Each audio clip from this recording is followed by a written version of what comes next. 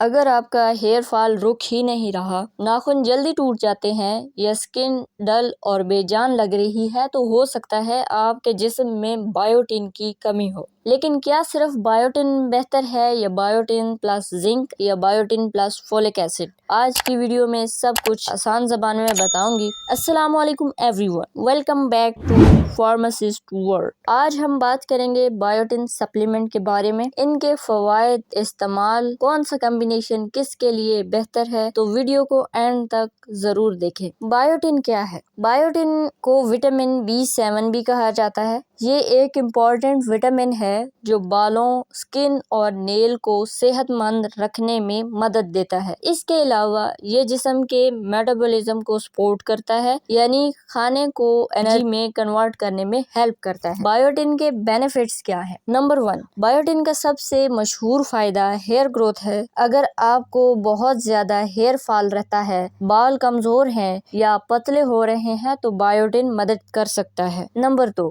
مضبوط ناخن۔ اگر ناخن جلدی ٹوٹ جاتے ہیں یا کمزور ہیں تو بائیوٹین انہیں مضبوط بنانے میں مدد دیتا ہے۔ بہتر سکن۔ بائیوٹین خشک اور بے جان سکن کو بہتر بنانے میں ہیلپ کر سکتا ہے۔ Energy support. یہ جسم کے میٹابولزم کو سپورٹ کرتا ہے، جس سے کمزوری، تھکن میں کچھ مدد مل سکتی ہے۔ بائیوٹین پلس زنک کس کے لیے بہتر ہے؟ اب بات کرتے ہیں بائیوٹین پلس زنک کمبینیشن کی۔ یہ کمبینیشن خاص طور پر ان لوگوں کے لیے بہتر مانا جاتا ہے جن کو بہت زیادہ ہیئر فال ہو۔ نمبر 2، ڈینڈرف ہو۔ نمبر 3، آئلی سکن یا ایکنی ہو۔ نمبر 4، کمزوری ہو یا لو امیونٹی ہو۔ زنک جو ہے یہ بالوں کی جڑوں کو سپورٹ کرتا ہے اور اسکیلپ کی صحت کو بہتر بنانے میں ہیلپ کرتا ہے، اسی لیے شدید ہیئر فال میں زنک پلس بائیوٹین زیادہ فائدہ مند سمجھا جاتا ہے۔ بائیوٹین پلس فولک ایسڈ کس کے لیے بہتر ہے؟ اگر ہم بائیوٹین پلس فولک ایسڈ کی بات کریں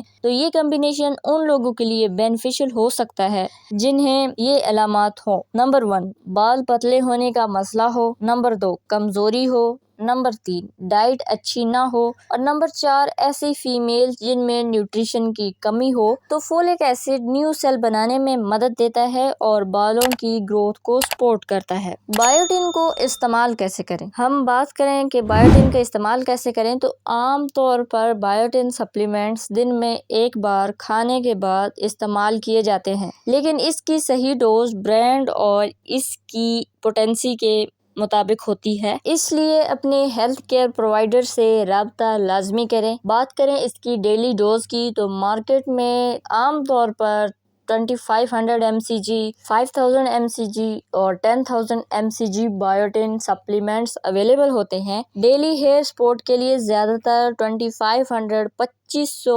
mcg یا 5000 mcg استعمال کیا جاتا ہے، لیکن زیادہ ڈوز والے سپلیمنٹس ہیلتھ کیئر پرووائڈر کے مشورے کے بغیر لمبے عرصے تک استعمال نہ کریں۔ سائیڈ ایفیکٹس کی بات کریں تو عام طور پر بائیوٹین محفوظ سمجھا جاتا ہے، لیکن کچھ لوگوں کو سائیڈ ایفیکٹس ہو سکتے ہیں، جیسے کہ number 1، acne. Number 2، pimples. Number 3، معدے کی خرابی کے مسائل۔ نمبر 4 پہ آپ کی وومیٹنگ اور متلی، یا پھر ریئر کیسز میں الرجی بھی ہو سکتی ہے۔ اور ایک اہم بات، زیادہ کوانٹٹی کے بائیوٹین کچھ بلڈ ٹیسٹ کی رپورٹس پر اثر ڈال سکتے ہیں، اسی لیے اگر آپ کوئی ٹیسٹ کروانے جا رہے ہیں تو ضرور بتائیں کہ آپ بائیوٹین کا استعمال کر رہے ہیں۔ دوسری بات، صرف سپلیمنٹ لینے سے ہیئر پرابلم مکمل طور پر ٹھیک نہیں ہوتی۔ اچھی ڈائٹ، اچھی نیند، سٹریس کو کم کرنا، پانی کا زیادہ سے زیادہ استعمال بھی ضروری ہے۔ یہ تھی ہماری آج کی ویڈیو اچھی لگی ہو تو کمنٹس میں ضرور بتائیں، اور